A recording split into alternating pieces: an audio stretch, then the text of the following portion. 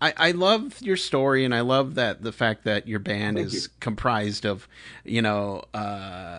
just a good mix of like cultures and things, Sure. just all blended together.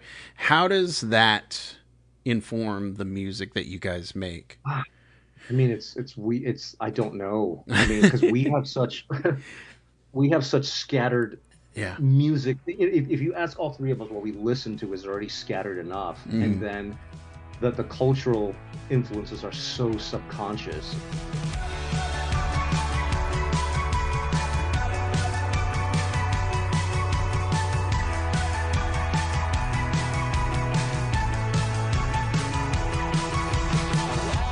Welcome, everybody, to Casting for Two, the podcast is always hosted by me, Chris. Welcome, everybody, to episode number 554 of the podcast. Wonderful episode for you all today. Um, I feel like I have to briefly just say what a weird month this month has already started out as. If you want to talk about it, I'm always here. Instagram's the best place. Threads, I'm on Threads. Find me on Threads, and let's talk. Yeah, we're in this together, so we can get out of it together. All right. Um, but enough about that. My guest today is a wonderful musician, singer, songwriter, just person in general. I had a blast chatting with Timothy Den, and he's in the band Ohvaur. And just honestly, again, just so much fun. I could start a podcast with Timothy, and I don't think he wants to do that, but I'll find out. I'll get back to him, and we'll get it loaded. We'll get it locked in. But I'm done talking, okay? Because you have to listen to this amazing conversation. All right, so everybody sit back, relax, and Timothy, take it away.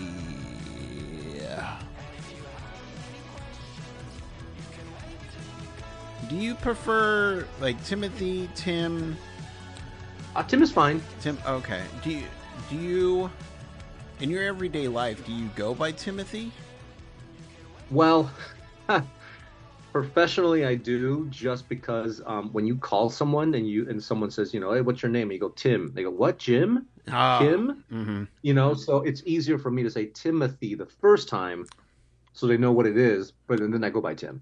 Okay. And no one's ever called you Jimothy, right? Uh, uh, Probably at least once. So I'm very fascinated with names and nicknames, things like, because my Sure. name's Chris, my Mhm. my full name is Christopher, but Uh, I've always felt like Chris was thrown upon me. It's like, yeah, that's Chris. Like, oh, hi, it's me. yeah. So when somebody calls me Christopher, it's like, oh, okay, well, maybe I should pay attention a little bit more, or something like that. Yeah, yeah, Um, yeah. but yeah, I'm just like, when at a certain point, when do we become dignified in our own self and just say, no, Timothy, no, Christopher, that's my name. Well, I mean, I have friends who've always been very strict about, I have friends who are, one guy's name is Matthew, Mm, and it's just Matthew, yes, and he's always been like that. yeah. And same thing, my friend Pamela, she's never corrected anyone who calls her Pam, but Mm, I've known since we were teenagers, she hates being called Pam. gotcha.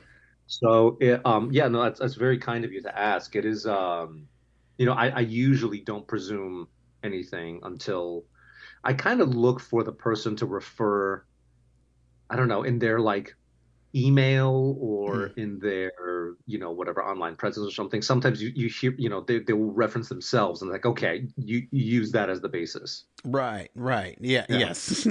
Yes, I, Yeah. Timothy, agree. Yeah, And it's like, exactly. Like, okay, well, that guy refers to himself as Timothy, I guess. So, so you well, call him Timothy. and so my nephew's name is Matthew, Mhm. and we call him Matthew, and his friends, he's becoming a teenager, Uh-huh. and he's known as Matt. And Yeah. I called him Matt one time and I was just, no, no way, never. So when I hear his friends call him Matt, I'm just, that's not your name. It's Yeah. just, Yeah. again, Yeah. yeah, it's just that thing of, oh, wow, okay, names are important. We don't have the option to choose them. Hmm. But it's amazing what kind of I don't want to say baggage they come with, but just kind of how much it shapes who you are and who your life. I'm just rambling now, No, but but I mean, you could always pull a sting, and just yes, I'm Sting now. yeah, that You that you could, I guess. I guess anybody can, or Bob Dylan. Bob Dylan's name is not Bob Dylan. So right, yeah, and then it's yeah, it's if yeah. it's I think if it's that if it becomes that big of an issue, it's nice that people do have the right, I guess, once they're 18. Right. And then it becomes like, do I really want to go through all this hassle of changing my name? Yeah, I got the social security number, yeah, my it's a my huge my hassle. Instagram handle. I don't want to change any of that. Screw Yeah, that. it's a Um, huge it's a huge hassle. but so as you can see, this is a pretty loose show. Mhm. Where we can talk about anything, really. But I'm always curious when individuals get bit by the bug. Mhm. So, in your case, when did the music bug get you? Just in terms of being interested or playing music, I guess. They're Ooh, I want to say close. both. I want to say both to that. Okay. Well, I think it's funny. I just wrote. There's a music website called Scummy Water Tower. Mm-hmm. I think they're kind of new, and they have artists um, contribute essays, and you can write anything you want, and it's like 5, 6 paragraphs, not a super big thing. But Mm-hmm. I just did one, and I wasn't really sure. I was like, do I write something serious? I looked at some other people's, and a lot of it was like how I got into music, blah blah. But my wife has always liked the story that I kind of tell, which is because it's really bizarre, Mm-hmm. and so I wrote the essay based on that, and the headline, I don't know if they're going to use it, but the title I give the essay was so I'm 47. Mm-hmm. Um, the headline was I was a I was a South Florida Asian Latino metalhead carny. Mm.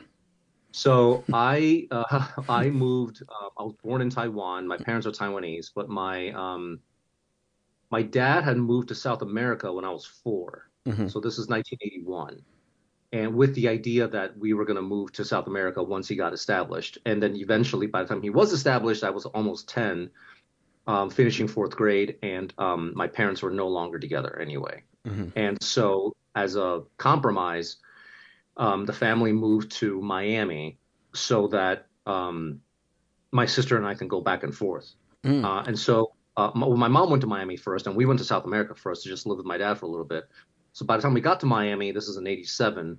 Mm-hmm. It was really that era of everybody in school was from South America. We're from Cuba. Oh, okay. And so it was not a problem making friends because we all spoke Spanish. Their parents often didn't speak English. We spoke Spanish so it was an easy transition. But my mom, like many immigrant families, and of course we're moving to Miami with no friends, no relatives, no network, no anything. It's just us. Yeah. My mom got into the food business like a lot of immigrant families do, but we were selling Cuban food. Mm. And so we sold Cuban food out of like food trucks at state fairs and carnivals and stuff. And for the first couple of years that we lived in Miami, and my sister and I would stay in Miami one year and move to South America the next year. But so first of all, South America still is, but especially back then, like everybody listened to hard rock and metal and all that Mm. stuff. And Mm-hmm. then I'm in Florida, and we're working carnivals. So you can imagine my first experience really was just like, you're next to a bunch of rides and they're blasting AC/DC and Guns N' Roses. It's 1987. Yeah. And Yeah. so that was really the first exposure to it. And I got really, and this was the first generation of like Powell Peralta skateboarding. So Lance Mountain, Powell Peralta, Steve Caballero, all these guys, Yeah. Tony Hawk, Yeah. obviously. So I got really into it. I got my first, my 87 Tony Hawk board, and through that, I through skateboarding culture, you also get turned on to music. And Mm-hmm. so that was really my first exposure was all like hard rock and metal and, like Iron Maiden t-shirts that scare you when you're 10. But you think it's so cool, like, oh man, that looks like Yep. an awesome anime or manga, but it's not. What is this? And then you have like, a guy who's like in sixth grade, older than you, you know, from Colombia or something, introducing you to metal, and because all the Latino kids, all of us were into that stuff, Hmm. and so that was really the first exposure to listening to music, and getting really into it. And I'd say about another, so that's like fifth grade.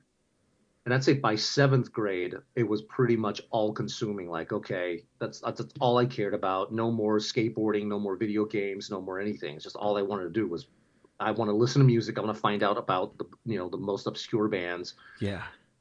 So this is like 89, 90. And in seventh grade, in junior high, I met people who had older brothers who were very, very had years of experience in like underground punk and hardcore stuff. So like, okay, so now I'm getting into really, really obscure metal bands, punk bands, hardcore bands, and starting to go to my first all Asia shows. Yeah. 13, 14 years old, and that's when you're like, okay, I want to learn how to play an instrument. So I naturally just kind of figured out how to play the drums by myself, Hmm. and then I picked up the guitar, and eventually it was pretty obvious that I'm sort of a punk rock drummer. I can play really fast, Yeah. like a fast no effects kind of beat. Um, but I'm much better at the guitar. So as that started to take over, and then into high school, it was basically all guitar. But yeah, that's the origin story. I, you know, I love everything about that. First of all, let me just say that, uh, Cool. like skateboarding, like that whole lifestyle. I was more of the 2000s, like skateboarding when extreme was a thing, Hmm. and so many artists and like music shaped me during that era. So I totally Yeah. understand where you're saying like the skateboarding culture just kind of shaped Yeah. the music that you listen to. But also, I play the drums and have Oh, cool. for a long time, and it's something that I don't want to belittle drummers at all, but there's something just so like caveman about it that I've always Yeah. enjoyed. Like have sticks will hit stuff. Yeah. I've always said, but I have a jazz background, Oh, and when wow. when I say jazz, like to me, like timing comes in my head. So when you're Hmm. saying that, oh, you played punk and you can play fast, I'm just like, man, that's an accomplishment right there. If you can play super Wow. fast and in time, I don't think people realize that that's kind of the main function of the I drums. mean, yeah, but like it's for us, Yeah, like fast punk drummers. If you put us into like a Coldplay band or like yeah, a Wilco, that's when it's like, oh man, they can't they have problems finding that pocket, yeah, finding that groove because they're not used to it. So slower stuff, if you've got a discerning ear, you can tell when someone's absolutely just not used to it and they're not. I'm not saying everybody needs to be metronomic, right, precise, but it's fast for us because it's easier to just keep a steady tempo when it's fast. right, right. Versus when it's slow and there's a lot of silences between beats. Yeah, To me, that's where the artistry is when someone can play like a you know a seductive, slow kind of a waltz, but yeah. the interplay between the ghost notes and like, oh, that's beautiful. Versus we're just like, that's to me, that's like, that's just you're just clapping your hand together, kind of, to me at least. No, but I mean, still, again, like anything in time is always hard. Sure, sure. I've met people that I've chatted with them, and they play the drums, and it's like, well, oh, you can keep time. I keep my own time, and it's just, Yeah. what does that mean? Or when, or What? when you the thing that you see at concerts when there's like a quiet part and the crowd starts to clap along and the crowd always Oh, falls on time. yes, That's yeah. to me, that's the most that's all. It's never ceases to be funny when the band is like, you could tell the band's like, stop, because you guys are pushing the tempo in the wrong direction, and Yes. they themselves internally have to like re-guide it back. That always makes me laugh. Yeah, that right there, it's like not everybody has timing. It's true. I always, whenever that happens, or even whether it's a concert or somebody really, like a friend, just kind of jamming out, Mhm. I'm just always like, eventually they'll stop. It'll be okay. Right, right, That right. I know they're not in beat, but it's okay. They're gonna stop. Just give it two more, and then yeah, they eventually stop, and it's They okay, cool. fall off enough that they're like, wait, wait, wait, where am I? Yeah, exactly. But and so you said the guitar. You pretty much self taught guitar. Basically, I mean, at seventh grade, we had uh, guitar class for one semester, I think, where you learn the Okay. notes of the strings and things like that. But it wasn't really, you know, it was very rudimentary. And it's Hmm. mostly, guitar for me was mostly self-taught, just like playing to your favorite albums. Yeah. Excuse me, playing to your favorite albums, uh, because you're obsessed with the songs already. Hmm. And when you learn your favorite songs off of an album, it also lends you an insight into the creative process. You're sort of learning Mm. like, oh, I see. He did this four times, Hmm. but then the next time he did it six times, but the first two times the drums drop out. It sort of like informs your arrangement Yeah. sensibilities. So that was very helpful. I'm not just like, oh, I'm going to learn this riff because this riff is cool. Is figuring out like, oh, wait a minute, why does it play this way twice and this way four times, and why is it, half time during this section and double time in this other section? It sort of teaches you songwriting. Right. And see, I love the fact that you were able to do that. I know growing up, I never really liked to practice the drums just because, I was like, well, I need people to play with. And, my Mhm. mom was always like, oh, just listen to an album, listen to one of your Yeah, favorite songs. And I was like, I just want to jam with people though. yeah, And yeah. that's kind of where I'm at to this day, where I just can't play by myself because what's fun about, I want some accompaniment. I want, like, even if they play the clarinet, let's just jam. I don't care. Well, I'm just so to be rooted with other people that I can't do it by to myself. be to be fair, Hmm. Miami in the late 80s, early 90s, you couldn't find people. Hmm. There was no one to play with. Nobody. So it was, obviously this is way pre cell phones, Hmm. pre internet, pre anything. And it was just impossible to find people. So one of the reasons why I ended up playing in high school, at least, I was in more bands as a drummer than a guitar player, was because there were like nobody could find drummers. Yeah, yeah, And so they're like, "Oh, you play drums, fill in, or play my band." And then I have to be like, "I'm a guitar player, but I'm a guitar player that I'm mostly playing drums for, other bands because right. you just can't find anybody."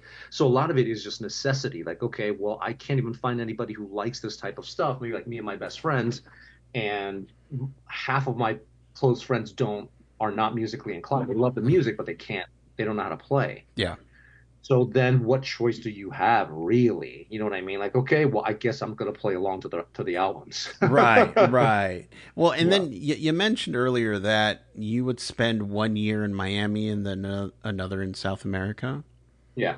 Was that kind of lonely, kind of spending a year here, a year there, and then going back and forth? Not really. Okay. I think kids are pretty adaptable, first of all. Yeah. That's, And second of all, I had really good friends on both sides, and mm, so it didn't feel too weird or too lonely. And obviously it's, and if it's a place that you lived when you were a kid, there's that sense of home. So mm, it was not like if you move somewhere when you're 25, I think that's a very different feeling yeah. versus a childhood place where you have all these growing up memories tied to it doesn't ever truly feel that alien. Right. Um, and so for me, it wasn't weird at all. And especially like you go to, you know, either way, you found people with Metallica shirts on. Like, Hmm. okay, great. everybody's into the same stuff, skateboarding and metal and punk.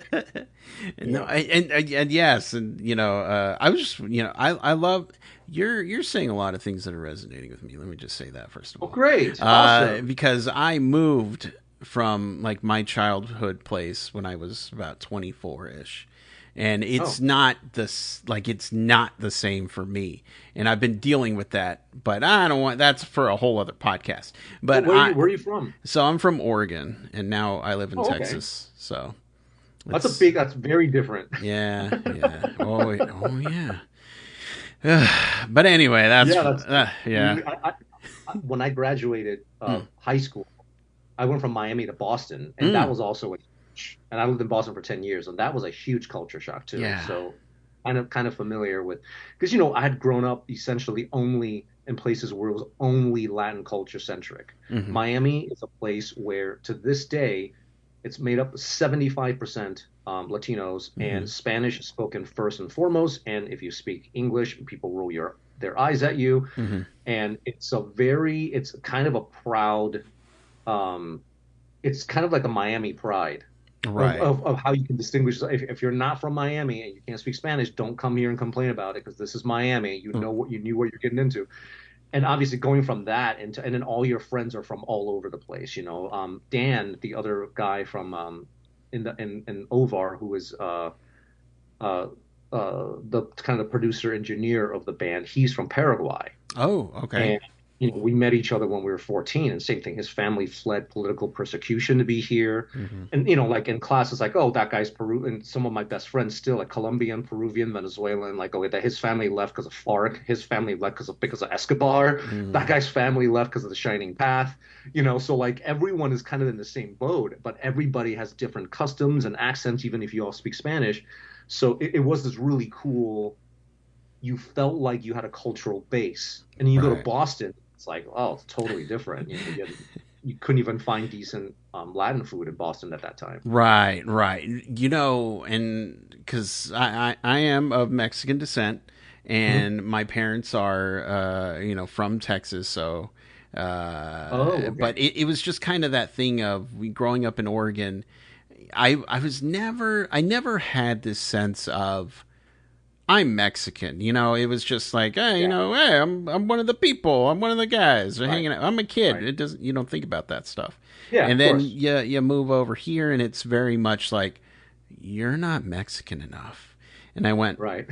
my bad, I guess. I don't know. I Well, there's all it's right. it is interesting because obviously you're saying something that resonates with lots of folks who are second generation or third generation or Yeah. whatever, because for me, it's very different because whether it's the Asian roots or the Latin Mm, roots, hmm. I acquired them by actually being living in those societies. Right. It's not like, oh, well, my parents are Taiwanese. I eat Taiwanese food. I don't know where they are, or Latinos.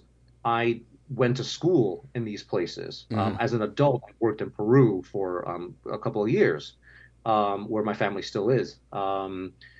And so you sort of developed an idea of what that identity means within the context. Right. And it is true that you don't really think about it as a kid that much, but I know lots of other, for instance, Asian Americans, Hmm.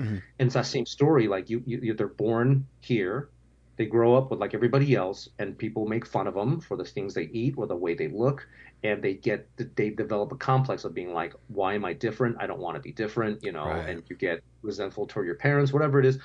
Um, and when I have conversations with them, and of course I feel bad that that's their experience, and I try to tell them, I mean, you cannot go back in time and change your past, Right. but I think for me, it was very much if I if someone made fun of the food you ate Hmm. or the things that you were into, but I know that I came from a place where that food is the norm. That is the Right. paradigm. Right. So it instilled a pride, a sense in me where, can we curse on the air or Of can we curse on this? course. Yeah. Or it's like people are like, oh, you're rude. I'm like, no, no, no, no, no, no. this food's outlasted. This food's been around way longer than your food has. Your fucking food is weird, not mine. Fuck you. So it was this really powerful sense of empowerment, that Right. like I never let anybody like other, quote unquote, other you, Yeah. because you do have that. You did grow up with that as your paradigm, and you weren't the odd person out. But then it hurts me to think, yeah, there's tons of people who, because of who your parents were or whatever it is, that you're just, you have to be made to go through that, when, yeah, you're just a kid, you're just one of everybody else. Yeah. Why does it have to be that way? I think it's getting, I'd like to think that every generation's a little bit better Hmm. than the next. Whereas, like in the 80s or something, and it started, 80s and 90s, and then the 2000 and the 10s and 2020s, that hopefully that's a thing of the past now. But Yeah. I don't know. Well, and it was interesting because when I went to film school in Canada in my early 20s, I just turned 21, and Mhm. on my own, feeling good. It was the first time that my friends, my Canadian friends, being funny and just like, oh, look, Mhm. you're a typical dumb American, blah blah blah, and just be joking around. I didn't take Yeah. any offense by it, but when they said that, I was just kind of staring at them. I'm like, wow, you know what? Now that I think about it, this is the first time somebody's ever called me an American. Uh, and I Right. was like, Yeah. huh, okay. And I could tell when I said that, like it blew their mind. They're like, oh, okay. And yeah, again, I was like, it kind of felt nice a little bit Yeah. Yeah. because Yeah. Yeah. I've always just kind of been me and never thought Yeah. anything of it. So, um, Yeah. And the whole thing about not being, like you said, in Texas, maybe people view you as not Mexican enough. Same thing. I have cousins who are Canadian, actually. mm, Coincidentally Canadians. They're from Vancouver, and if love they go Vancouver. anywhere, yeah, Vancouver's great. It's just so expensive, but Yes, yeah, yeah, Vancouver. yeah. If they're in Asia, Hmm. absolutely they get the cold shoulder, because like you're obviously not Asian enough. Right. You don't speak the language. You're, oh God, there's, foreigner, whatever, whatever. Um, Absolutely, you get that. And what's really, to me, what was very heartwarming, and again, this was just my experience. I'm not saying that this is how it always is, but in Yeah. Miami, at least, when I was growing up there, because I could speak Spanish, because I had family in South America, because I traveled to South America, Yeah. like it was very obvious that my roots in South America were pretty strong, like the rest of my peers. Nobody really made um, a huge differential case out of what you look like. Right. It was very much like, oh yeah, Abel, my friend Abel is Venezuelan, but his parents are actually Middle Eastern, and they were born and raised in Cuba, Hmm. but he's Venezuelan. And then my friend Arun, his dad is Indian, but went to Peru at 1972 and married a Peruvian woman, and like they're Peruvians. Nobody ever talked about, like, they didn't care genetically what you were, Yeah. because it really felt very equal. Nobody ever stopped and thought about like, oh, but Arun's dad is Indian and he looks pretty Indian. My wife had to say, like, his name is Arun, and look at his face. I'm like, I've never thought of him as Indian. I just thought of him Yeah. as Peru. It's very true. Yes. Um, so that's one of the things that, as I got older, I'm very thankful of, and it makes me feel very warm, in that, in the teenage years, no one ever differentiated like what you look like or Yeah. whatever. Like, if you spoke the language and you knew the culture, you were one of us. Right, exactly. Yeah, and obviously with today being not literal today, but the way things are These right now. days. These days, there we go. Yeah. I tell my girlfriend, like, yeah, I have a lot of white friends, but I just didn't ever think of them as white, and they didn't think of Right, me as, right. it was, we were just friends. It was just Yeah. that thing. Now I obviously I figured out that one of them was actually Filipino, so that was pretty cool. But I love your story, and I love that the fact that your band Thank you. is comprised of just a good mix of like cultures and things, Sure. just all blended together. How does that inform the music that you guys make? I mean, it's I don't know. I mean, because we have such we have such scattered Yeah. music. If you ask all three of us what we listen to is already scattered enough, and Mm. then the cultural influences are so subconscious. Yeah. Where Dan, especially like Dan has known me since we met each other in 10th grade, and we're 14 years old. It's now 30, however many, 35 years later or whatever. Hmm. Um, well, I will come up with certain things, and he will hear. He's like, that is a very like that melody is very Andean. It's like Mm. that's like an Incan melody or something. I'm like, whoa, and I don't notice it, Yeah, I just thought it or sounded cool. yeah, or I mean, we're from Miami, and so a Yeah. lot of the songs are very rhythm based, Hmm. whether we like it or not. It's constant that Caribbean rhythm is it's Right. 24 hours in your face, and so a lot of our ideas, a lot of the rhythms that a lot of the songs start rhythmically. Um, but other than that, I mean, so a lot of that is very, very fundamental. And then the music that we listen to really go from really across all spectrums. Hmm. And our drummer is Mike is a producer and like he runs a sample library. He plays, he records, he does session work for like major label artists. Also, he's just a wealth of knowledge. He also plays synths. Mm. Um, and like half the things Dan and I listen to, he hates, and 90% of what I listen to, Dan hates. So it's really hard to say there's, so it's a lot of pushing and pulling in the band. Yeah. But yeah, I mean, I think a lot of the influences are so subconscious that you don't even know. Yeah. It's just who you are. It's like the food you like to eat. Like, why do you like to eat this food? Like, I have no idea. It's like it's in your DNA. Because it's good. Because Yeah, I think it tastes good.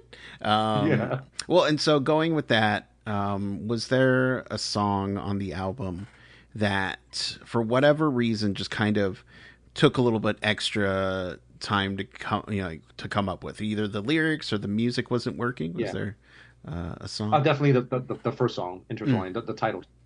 Um, we had written the rest of the album was basically done. The rest of the album was done over a course of 4 years, Mm. a long time because uh, Mike lives in Milwaukee. The rest of us, me and Dan, live in Chicago, but we're middle aged. I have a family. I have a good, all of us have good careers, and so it was like done very piecemeal. Yeah. Usually we'll work on one song for like 6 months or 8 months or even a year, and then it will finally get finished. Yeah. So by the end, the album was done. We didn't have an opening track. I didn't feel like any of the other songs were good for opener, so I really needed to write an opener.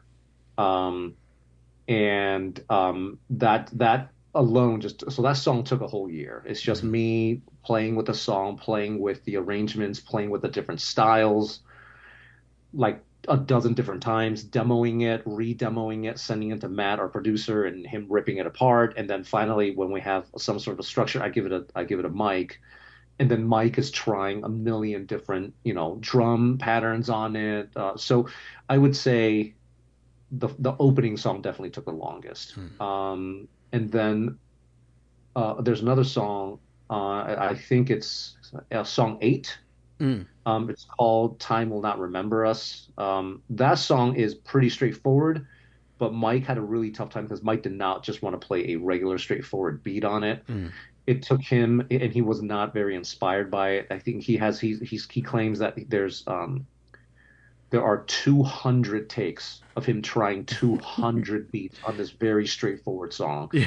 That song took a year just for him to figure out what he could do to it that made himself happy, Yeah. but didn't totally change the nature of the song.